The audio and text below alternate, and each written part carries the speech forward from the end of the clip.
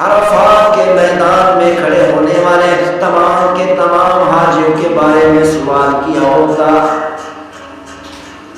تو عرفات کے میدان میں کھڑے ہونے والے تمام کے تمام حاجیوں کے حق میں اپنے محبوب صلی اللہ علیہ وسلم کی سفارش کو قبول کر لیتا اور اپنے اس بندے کی وجہ سے، اس بندے کے یہ کلمات پڑھنے کی وجہ سے کل قیامت والے دن میں لازم کر دیتا کہ میرے محبوب صلی اللہ علیہ وسلم اس عرفات کے میدان میں کھڑے ہونے والے تمام کے تمام حاجیوں کی سفارش کرتے۔ وَلَوْ سَأَلَنِي عَبْدِي هَذَا لَشَفَّعْتُهُ فِي أَهْلِ الْمَوْقِفِ كُلِّهِ۔ مسلم شریف اور ابو داؤد شریف اور ترمذی شریف کی روایت ہے عن ابی قتادہ رضی اللہ عنہ قال، حضرت ابو قتادہ رضی اللہ تعالی عنہ سے روایت ہے، انہوں نے فرمایا سئل رسول اللہ صلی اللہ علیہ وسلم عن یوم عرفہ، کسی صحابی نے اللہ کے رسول صلی اللہ علیہ وسلم سے سوال کیا عرفہ کے دن کے بارے میں، فقال يكفر السنة الماضية والباقية، پیغمبر صلی اللہ علیہ وسلم نے ارشاد فرمایا جو مسلمان عرفہ کے دن میں عبادت کرتا ہے، نمازیں پڑھتا ہے، تلاوت کرتا ہے، توبہ و استغفار کرتا ہے، اللہ تعالی عرفہ کے دن میں عبادت کرنے پر دس سے ایک سال پچھلے اور ایک سال اگلے تمام کے تمام گناہوں کو معاف فرما دیتے ہیں۔ ابن ماجہ کی روایت ہے، ابن ماجہ اور نسائی شریف کی روایت ہے، اور اسی طرح ابو یعلا نے بھی اس روایت کو بیان کیا عن قتادہ بن النعمان رضی اللہ عنہ قال، حضرت قتادہ بن نعمان رضی اللہ تعالی عنہ سے روایت ہے، انہوں نے فرمایا سمعت رسول اللہ صلی اللہ علیہ وسلم یقول، میں نے اللہ کے رسول صلی اللہ علیہ وسلم کو فرماتے ہوئے سنا من صام یوم عرفہ غفر له سنة امامه وسنة بعدا، پیغمبر صلی اللہ علیہ وسلم کو فرماتے ہوئے میں نے اپنے کانوں سے سنا جس مسلمان نے عرفہ کا دن میں روزہ رکھا، اس روزہ رکھنے کی برکت سے اللہ تعالیٰ ایک سال اگلے اور ایک سال پچھلے تمام کے تمام گناہوں کو معاف فرما دیتے ہیں۔ عرفہ کے دن میں ایک روزہ رکھا تو ایک روزہ رکھنے کی برکت سے اللہ تعالیٰ 2 سال کے گناہوں کو معاف فرما دیتے ہیں۔ بیہقی شریف کی روایت ہے اور اسی طرح طبرانی کی روایت ہے عن عائشہ رضی اللہ عنہا قالت کان رسول اللہ صلی اللہ علیہ وسلم یقول، امی صدیقہ رضی اللہ تعالی عنہ سے روایت ہے، انہوں نے فرمایا اللہ کے رسول صلی اللہ علیہ وسلم کا ارشاد گرامی ہے صیام یوم عرفہ کصیام الف یوم،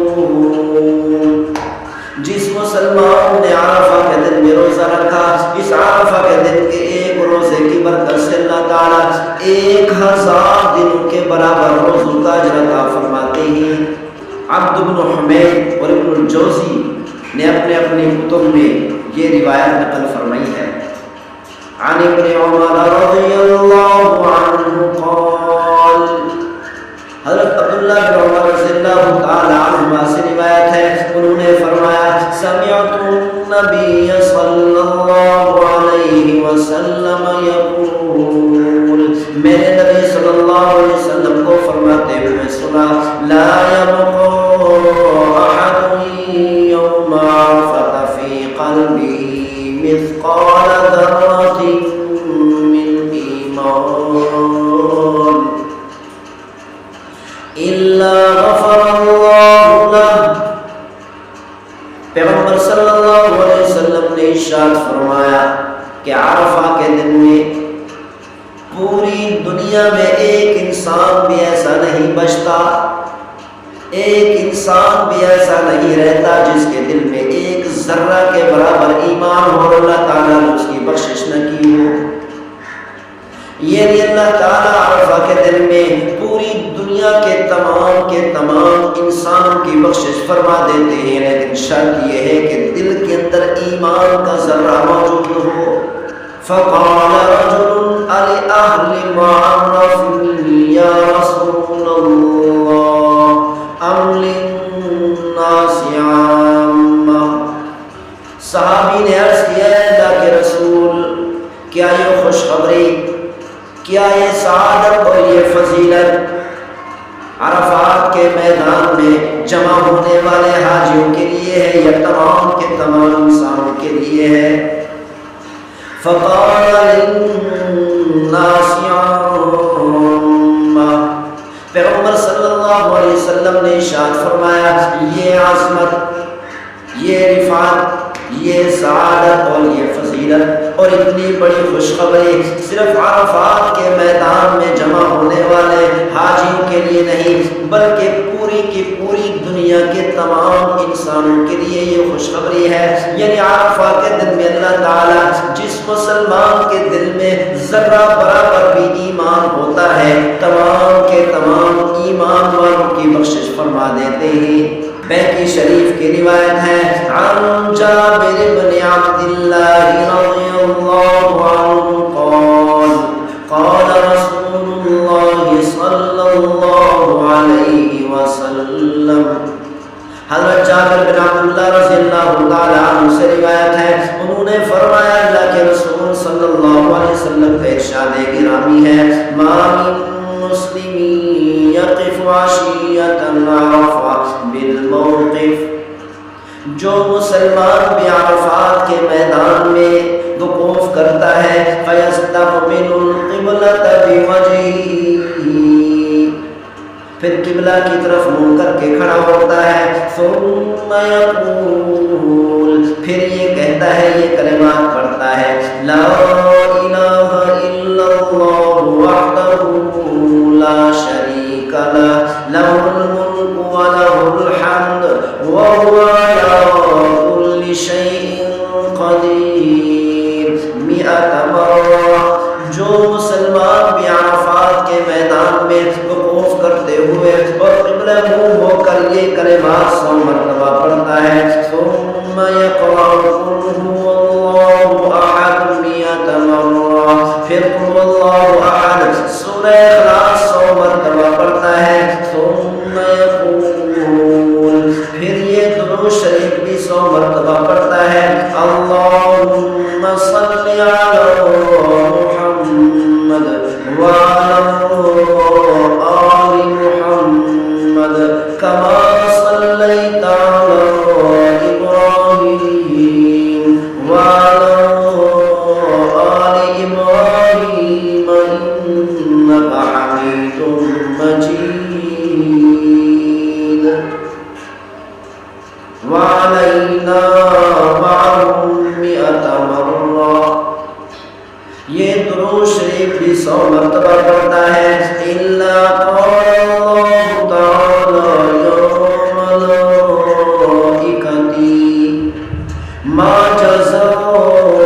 عبدی ھذا، اللہ تعالیٰ اپنے فرشتوں سے پکار کر اپنے فرشتوں کو خطاب کر کے فرماتے ہیں، او میرے فرشتوں، میرے اس بندے کا بدلہ کیا ہے؟ سبحانی، کہ اس میرے بندے نے میری تسبیح بیان کی، وحللنی، اور میرے بندے نے لا الہ الا اللہ بھی پڑھا، وکبرنی، تکبیر کہی، میری کبریائی بیان کی، وعظمنی، اور میری عظمت کو بھی بیان کیا، وعرفنی، اور اس میرے بندے نے میری تعریف کی، وَأَثْنَى عَلَيَّ وَصَلَّى عَلَى نَبِيِّ، اور اس میرے بندے نے میری حمد و ثنا کی اور میرے محبوب صلی اللہ علیہ وسلم پر بھی درود بھیجا۔ اشہدوا ملائکتی انی قد غفرت لہ، اللہ تعالیٰ فرشتوں سے خطاب کر کے فرماتے ہیں، او میرے فرشتوں، تم گواہ ہو جاؤ، میں نے اپنے اس بندے کی بخشش کر دی، وشفاعتہ فی نفسی، اور اپنے بندے کے حق میں اپنے محبوب صلی اللہ علیہ وسلم کی سفارش کو بھی قبول کر لیا، یعنی کل قیامت والے دن میں نے یہ واجب کر دیا اور لازم کر دیا، کل قیامت والے دن میرے محبوب صلی اللہ علیہ وسلم اس میرے بندے کی ضرور سفارش کریں گے۔ وَلَوْ سَأَلَنِي عَبْدِي هَذَا لَشَفَّعْتُهُ فِي أَهْلِ الْمَوْقِفِ كُلِّهِمْ۔ پھر اللہ تعالیٰ اپنے فرشتوں کو خطاب کر کے فرماتے ہیں کہ اگر اس میرے بندے نے عرفات کے میدان میں کھڑے ہونے والے تمام کے تمام حاجیوں کے بارے میں سوال کیا ہوتا